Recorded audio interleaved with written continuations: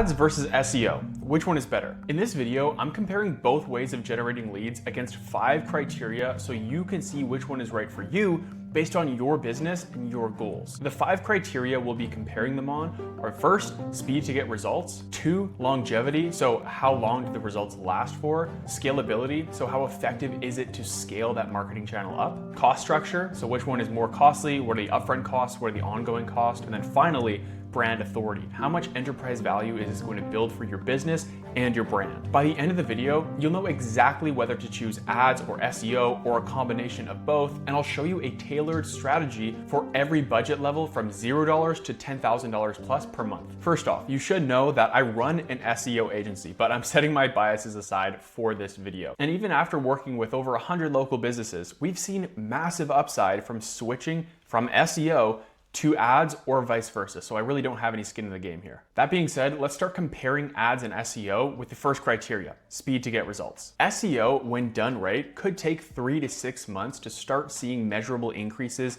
in the amount of traffic coming to your website if you have like a completely new website. However, if you're starting SEO with the high domain authority website, you could see results within a matter of weeks. However, we have had cases like Connor where he came to work with us for SEO, and in a matter of 90 days, we took him from sending out $15,000 worth of quotes per month to over $100,000 worth of quotes per month in just a matter of 3 months. If you are a local business like Connor's, definitely check out our website and case studies and book a call with us to see if SEO would be worth it for you. That being said, with ads, once you start paying for them and you publish them, you are essentially getting traffic right away. So there is no downtime whatsoever from the time that you pay for ads and run them to the time that you're getting traffic and potentially leads. So if getting results as fast as possible is what's important to you, then ads is definitely your go-to. So for speed to get results, I'm gonna give SEO a 2 out of 4, and I'm gonna give ads a 4 out of 4. While ads definitely beat out SEO for speed to get results, that leads nicely into the next criteria, which is longevity. How long are your results going to last after you stop paying for either ads or SEO,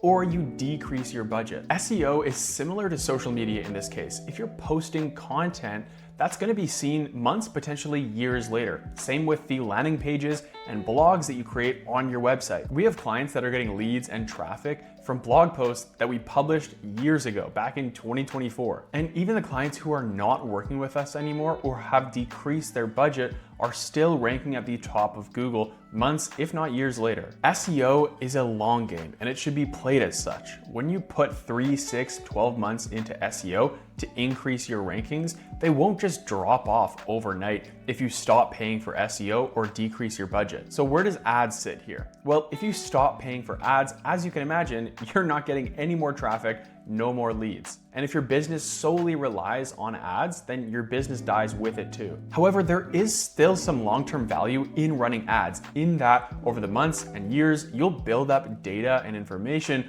on which keywords, which landing pages, copy, headlines perform the best, and then you can use that in your other marketing channels like SEO or social media content. All right, let's rank both of these. For ads, I would give it a 1 out of 4, and SEO is a 4 out of 4. Let's move on to scalability. In other words, if you want to increase your budget or spend more on ads or SEO, how quickly can you scale up the results? With SEO, scaling isn't as linear as ads. So if you increase your SEO budget by X amount of dollars, that doesn't always equate to an equal amount of traffic or leads on a monthly basis. Often what we've seen is exponential results with SEO, but maybe after 6 or 8 months. In that first period of time, it was small linear growth. So over a longer time horizon, SEO is certainly predictable and can scale, but it's harder to predict those results within a short period of time, like weeks or months. Ads, on the other hand, if you're doing them correctly, can scale up almost instantaneously with your budget increase. So for example, if you spend an extra $2,000 per month on ads,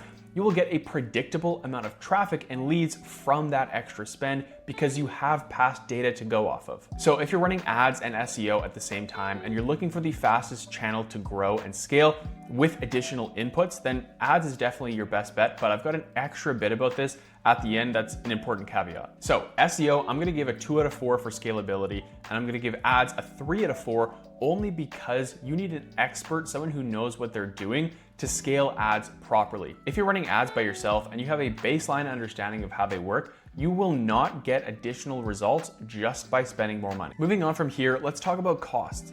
Which one is going to be more expensive upfront and on an ongoing basis? SEO agencies will sometimes charge you an upfront setup fee to get everything optimized on your website, which can range from $500 to $2,000 or $3,000. And in other cases, they'll just charge you a monthly retainer. That monthly retainer can range anywhere from $500 to $10,000 plus. We've seen the entire spectrum. Ad agencies, on the other hand, will almost always charge you a setup fee because that's when the bulk of the work is happening. We've seen this price range from $500 to $3,000 plus, just like SEO. You really see the difference in budget within the ongoing costs. With SEO, the ongoing costs can really be whatever your budget is or whatever the agency's offer is and how they price it. With ads, on the other hand, you're paying for two things: the ads themselves and then the maintenance of those ads. Your ad budget can be as little as $10 a month, but to maintain those ads, for most small to medium-sized businesses, you're probably looking at like $500 to $3,000 per month to maintain the ads. For SEO, I'll give budget a 3 out of 4 because it can be way more flexible. And for ads, I'll give it a 2 out of 4 because it is less flexible and you'll have to have some extra budget set aside for an agency to maintain and scale those ads. Okay, our final criteria,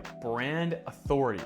How much over time is this going to build the recognition of your brand, your name, and pose you as an authority in your industry or location? What happens with SEO is that over time, your customers, your niche, will start seeing you more and more on Google search results, and they'll see you organically, which means subconsciously they know that you did something to get to the top of Google. That often means you have better content than competing websites in your space. And just like we've seen from earlier, SEO has long-term return on investments, which means over time, as you build the authority of your domain, you'll rank for more and more keywords and more people will recognize your name. Ads, on the other hand, are also fantastic for building your brand.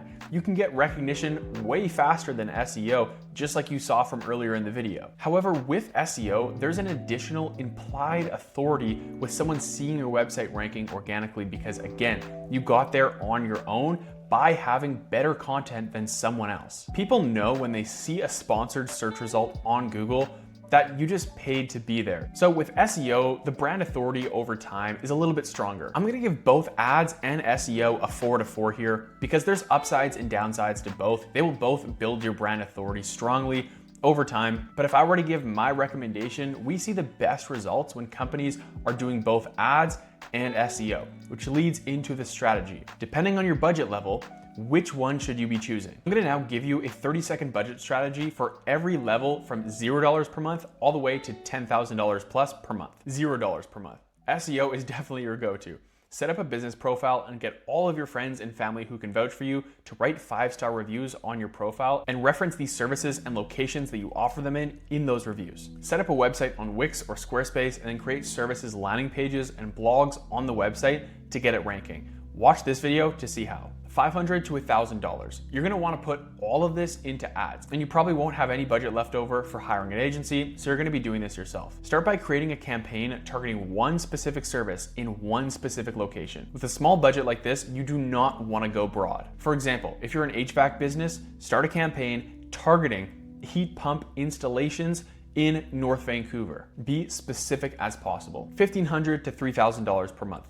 This can go both ways, ads or SEO. If you've got an extra couple thousand lying around per month, definitely do something with it. This is enough to generate predictable results with ads or SEO. You probably won't see massive upside trying to split your budget between both ads and SEO, but based on your goals and criteria from earlier, what's important to you, definitely choose one. $4,000 to $10,000 per month. At this budget range, you've got options. You can invest in both ads and SEO and see results, or you can pour all of your budget into just one channel.